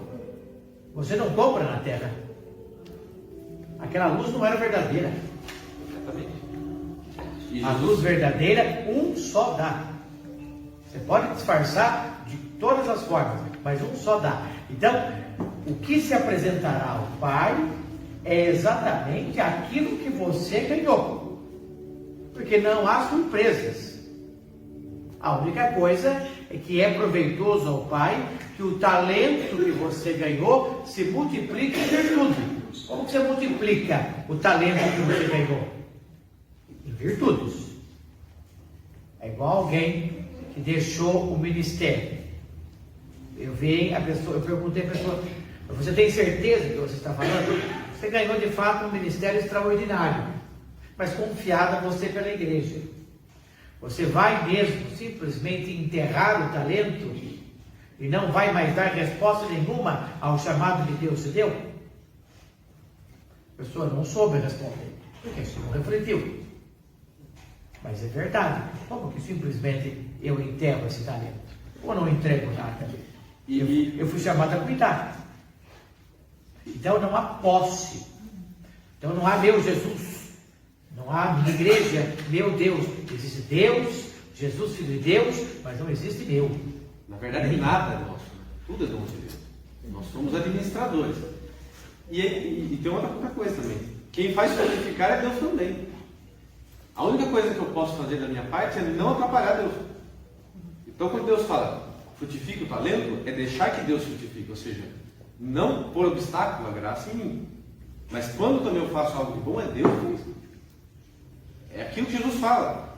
Deus nos ama e Ele quer saber, Ele quer que nós saibamos que Ele nos ama. Mas, o que Jesus fala? Não esqueça da condição de vocês. Servos inúteis. Ou seja, diante de Deus, o que eu sou? É como um empregado que ele paga e não faz nada. É isso que eu sou. Então assim, é para manter a humildade, porque assim, se eu estou fazendo algo de bom, é porque ele está trabalhando em mim. Eu só não resisti. E ele me ama por não ter resistido. Só por causa disso. Agora, é tudo dele. Tudo foi ele que deu. E é por isso que eu não posso me achar, nem me envaidecer por nada que eu sou ou faço. Porque tudo que eu sou, ou tenho, ou fiz, ou vou fazer, é presente dele. Professor, no Magnífica, Nossa Senhora diz que, entre tantas coisas, Deus olhou para a sua pequenez, para a sua humildade. Porque podemos refletir que, quem sabe, a humildade dela é a única condição dela, que não foi Deus quem deu? Não foi Deus que deu também. Só que ela aceitou, né? Só que assim, também é um presente de Deus. É o que São Bernardo fala. São Bernardo comenta, né, esse Magnificat, ele fala: a maior virtude da Virgem Maria é a sua humildade. Ninguém é humilde como ela. Ela tem todas as virtudes humanas, mas a maior é a humildade. Só que também é um presente de Deus. Então, até a minha humildade é Deus que deu. Porque o que agradou a Deus foi a humildade dela, mas de fato foi também dada por ele. Também. É como quando a gente fala de maneira analógica, né? Deus escolheu a Virgem Maria. Mas não é que ele tinha várias mulheres e falou assim: vamos ver qual que eu vou escolher. Ah, essa aqui é melhor, escolher ela. Não, ele fez ela para isso. Ele preparou. Ele a fez. Literalmente fez. Ele a fabricou, assim. Então assim, ela é escolhida por quê? Porque no sentido de que ele escolheu criá-la. Não no sentido de que ela, excelente, né? E aí Deus, ela é excelente.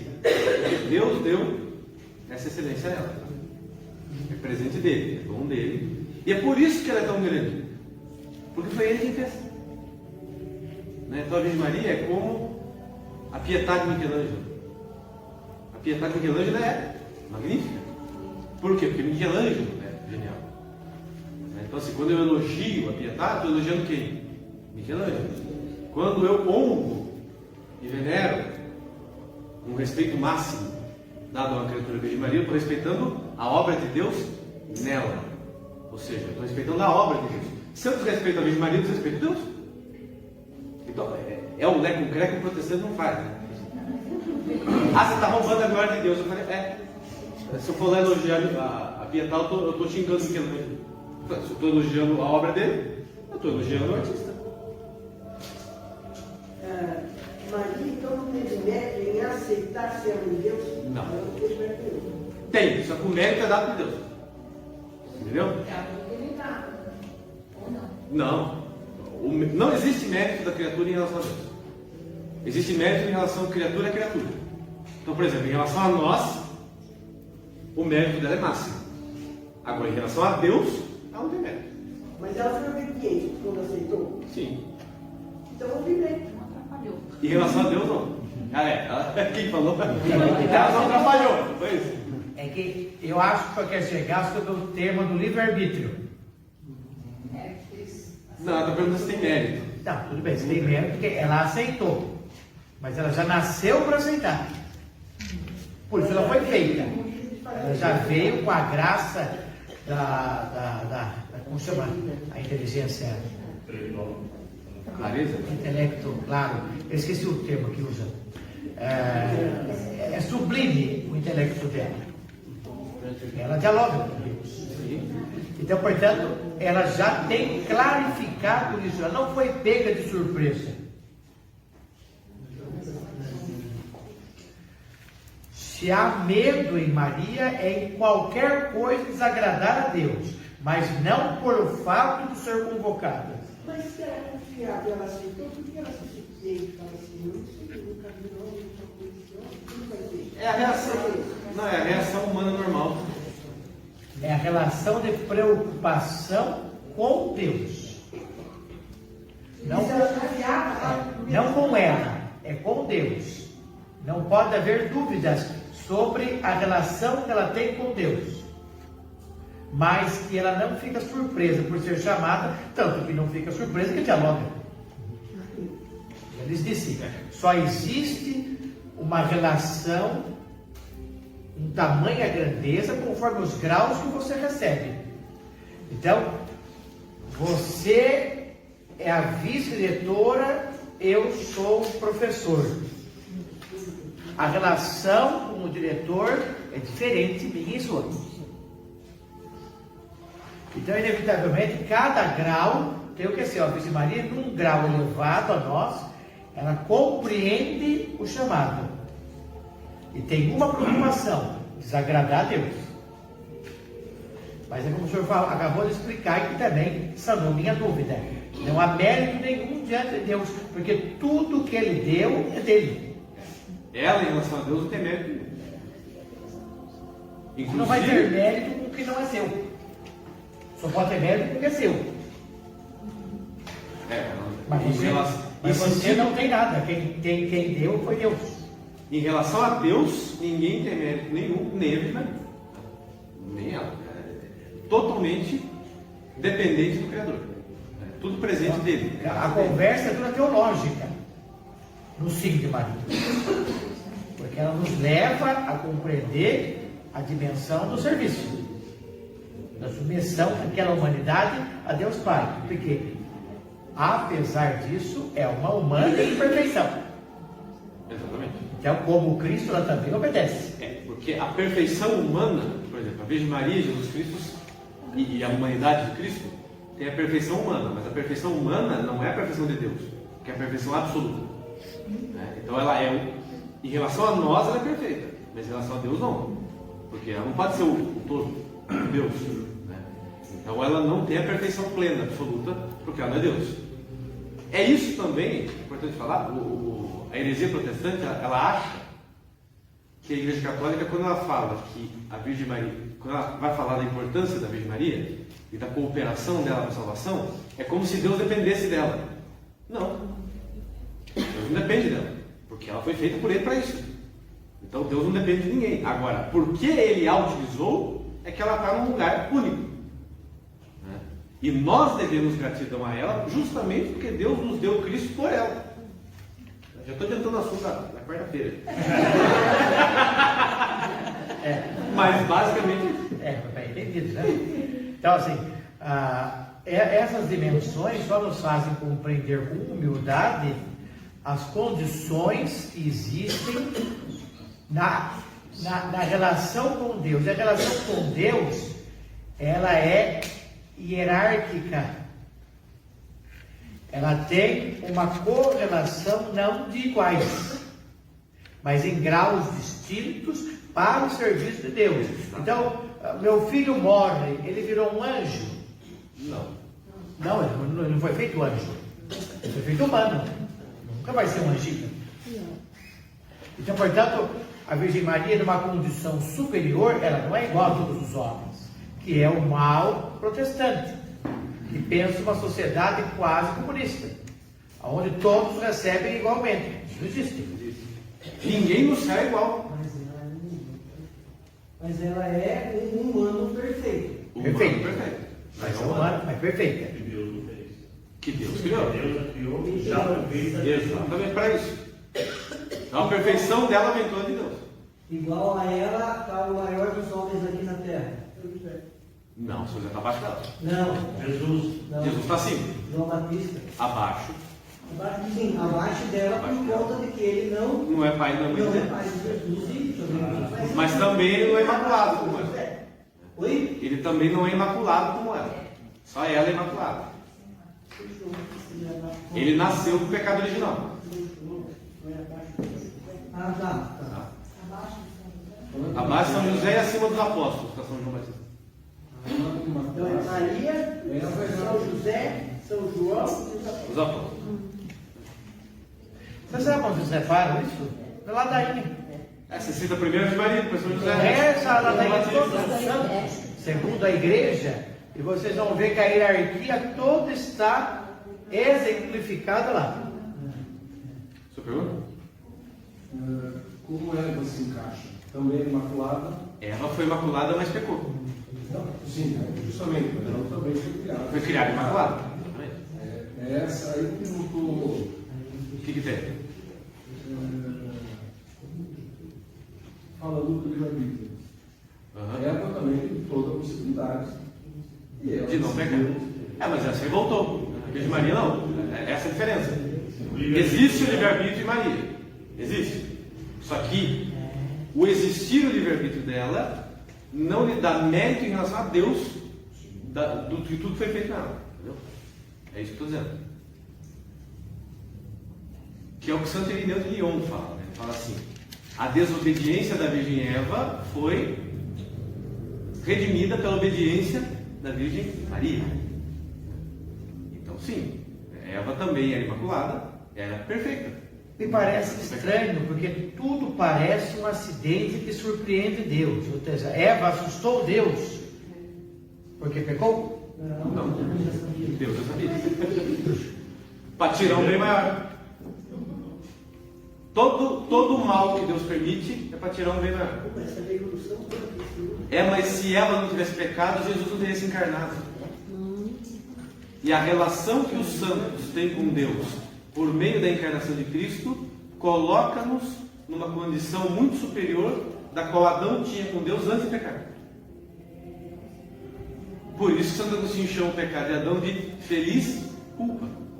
Porque se não tivesse tido aquela culpa e toda a desgraceira que ele fez, não teria tido encarnação. E aí, se não tivesse encarnação, a nossa relação com Deus não seria tão íntima.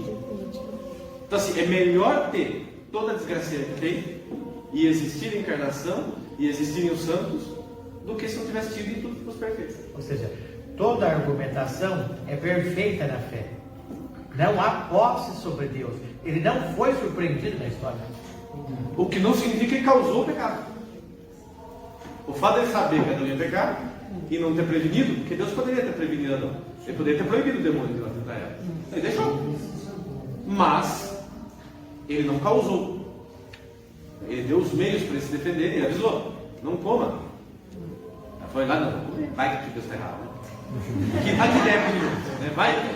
Vai que Deus está errado, eu estou certa, a calma está certa. Olha que ideia brilhante. Mas Deus já tinha preparado o remédio antes. E ele anuncia em ela: você pisará na cabeça da serpente e ela lhe ferirá o calcanhar. Ou seja, vai ter uma mulher que vai redimir você, uma descendente sua, que vai consertar isso. Mas como eu falei, não é Deus que causou o pecado, Deus só permitiu. Como disse o permitiu a gente também talvez enxergar o erro, a desobediência, de ser mais... Tudo, né? Porque o contraste do bem e do mal realça o bem. Então não é que Deus quer o mal, mas Ele permite. Por quê? Porque além de tudo também contrasta. O mal anda ganhando ultimamente. O mal anda meio ganhando ultimamente. Só temporalmente.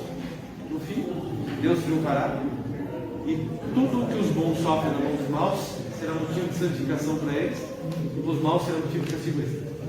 Então, na verdade, não são os maus que estão usando os bons, mas Deus que está usando os maus para santificar os bons. Lembre-se do joio do domingo. Serão divididos em feixes separados, conforme o tipo de comunhão que construíram, mas os justos brilharão diante do Pai que está no céu. Então ele permite os maus, Permite. porque ele conhece o coração da pessoa e né? Ele permite porque ela foi tentada pelo mal. É isso.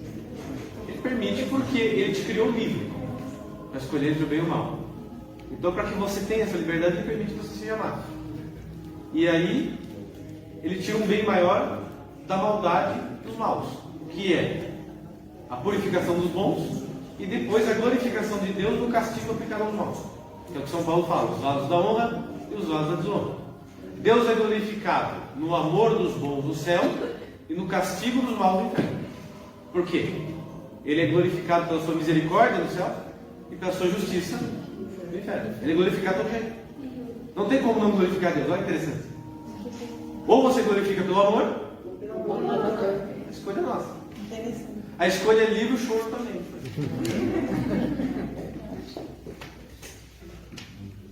No paraíso, a serpente ou o demônio também tinham livre-arbítrio? Não, já não tinha mais. O demônio tinha livre-arbítrio antes de pecar. Os anjos, antes de pecar e antes de serem admitidos na presença de Deus, quando eles tiveram o teste deles, eles tinham livre-arbítrio. Mas quando Deus dividiu, ou seja, quando o grupinho que pecou se revoltou E quando os bons foram admitidos na presença de Deus, aí cessa o livre-arbítrio tanto para os bons quanto para os maus.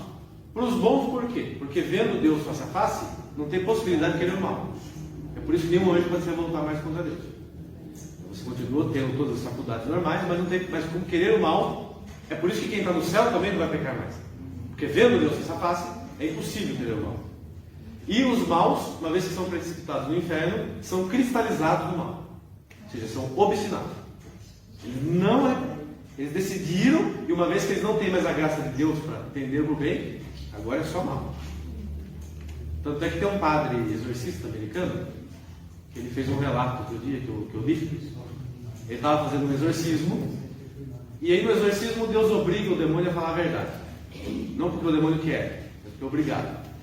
Aí chegou no final e falou assim: lá atrás, quando você se juntou ao seu chefe e se revoltou contra Deus, você fez uma má escolha? Ele falou: fiz. Ele falou assim: você sofre por isso? Ele falou: sofro. Você estaria melhor se você não tivesse feito isso? Ele estaria. Se você pudesse voltar atrás, você faria diferente? Não. É ruim? É ruim. Então, assim, os anjos maus estão obstinados no mal. Então, quando o demônio tentou Eva, ele já estava obstinado no mal. Então, ele iria fazer aquilo mesmo. Ele é livre para escolher entre uma coisa e outra. Por exemplo, vou tentar desse jeito ou vou tentar de outro. Mas assim, ele não está mais livre para fazer o bem. Eles só fazem o mal. Eles já tiveram a chance dele. Assim como as almas do inferno também, humanas. O inferno também não tem mais o que fazer, não? Escolha.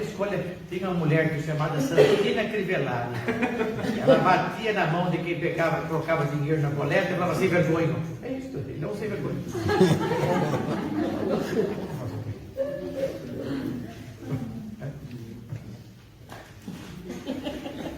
Mais uma pergunta? Dúvidas, questionamentos ou aflições?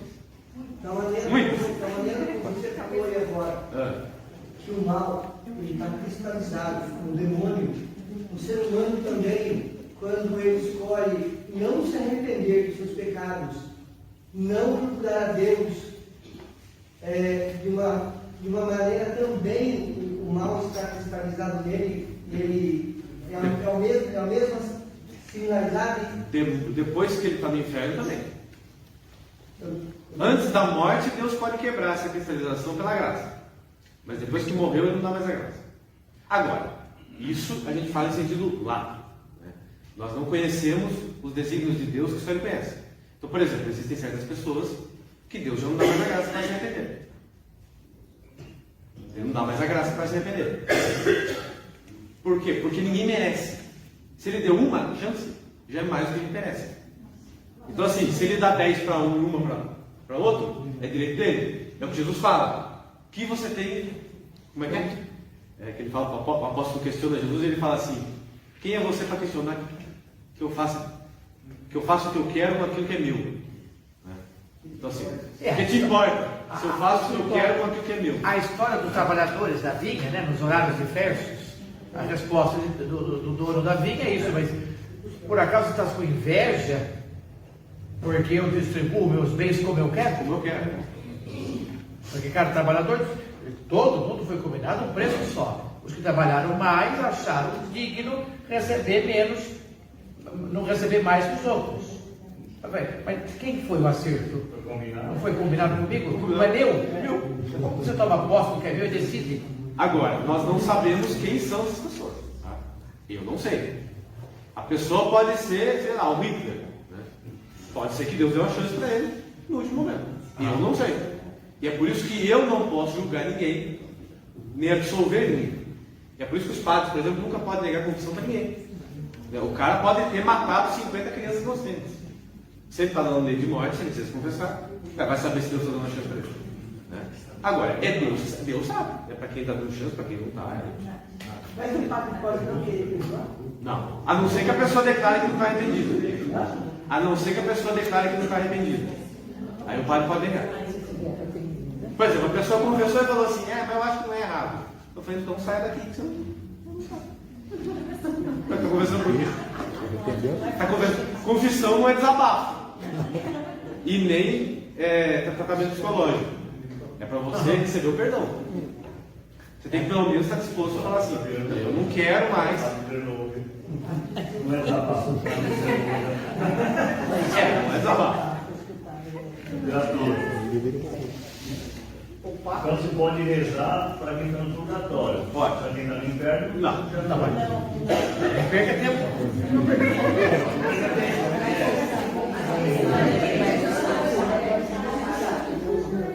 Quem está no purgatório está salvo. Mas a gente pode rezar para quem está lá, né? Sim. Mas eu não sei se quem está lá. Não tem problema. Não tem problema. Não tem... Ó, pessoal, silêncio, por favor. Ele perguntou assim: morreu, por exemplo, a minha mãe. Morreu o meu avô. Eu não sei se está no céu, no inferno ou no purgatório. Você reza como se ele estivesse no purgatório. Se ele tiver, a oração vai ser aplicada. Se ele não tiver, a oração vai valer para você. Né? A minha parte. A sua parte você está fazendo. E também não posso nem julgar, não vou rezar para ele, não sei que. Não, você não sabe. Ó, tem dois. Para ilustrar isso aí, tem dois casos que aconteceram com o Padre Pio. O Padre Pio era um santo que Deus deu muita graça a ele e muitas coisas, revelou muitas coisas ao Padre Pio que ele não revela para a gente. Né? Então, por exemplo, aconteceu o caso de um homem que se suicidou. Né? Ele pulou da ponte e morreu.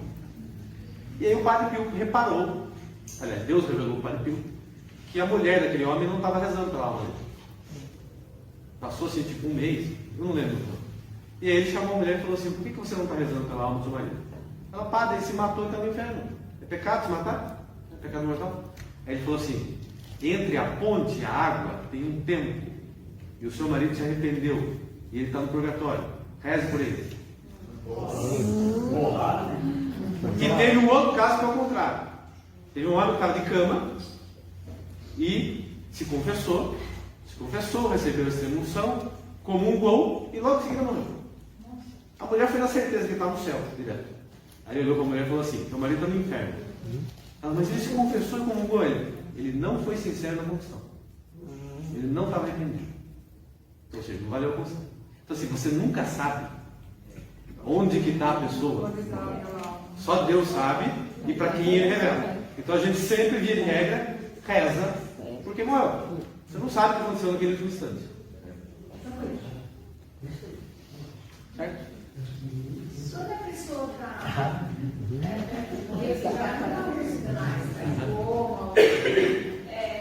tem alguma possibilidade de ter um arrependimento nesse instante? Não, ela tem que ter se arrependido antes de perder a consciência. Então vai valer para ela o último lapso de consciência que ela teve. A partir do momento que ela ficou insana, aí ela é como se estivesse morta. Não é que como se estivesse morta literalmente, mas assim, ela não tem mais. Ela não pode nem fazer nenhum pecado e nem se arrepender também. É por isso que Jesus fala: vigiai, não sabeis o dia nem a hora.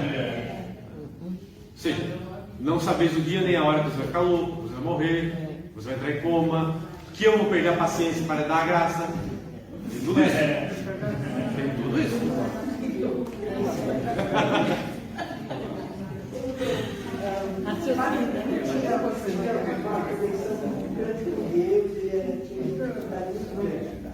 E aonde que entra essa intimidade dele com os anjos? Como é que esses anjos funcionam na vida da gente? Os anjos? Os anjos da guarda. Intimidade? Nossa, com anjo? Ué, Deus designa um anjo da guarda para cada um de nós. Agora, nós não, tirando alguns escolhidos por Deus, a gente não conversa com esse anjo. Nós temos que sempre pedir o amparo dele. Nas decisões, nas nossas. Principalmente, tem gente que gosta de pedir a proteção do anjo da guarda para não se morrer de acidente, né? Tá tudo bem, mas principalmente para você não pecar. Para você não entrar em situação de risco, de pecado. Né? Para que o anjo te conduza ali, Deus te conduza por meio do anjo, para que te mantenha no caminho da virtude. E se ele faz pedido direto para Deus? Não pede. Pode fazer também. Ele não se ofende? Não, imagina.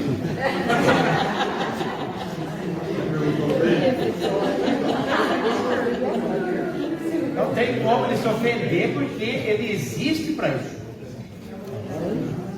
Muitas vezes eu já vi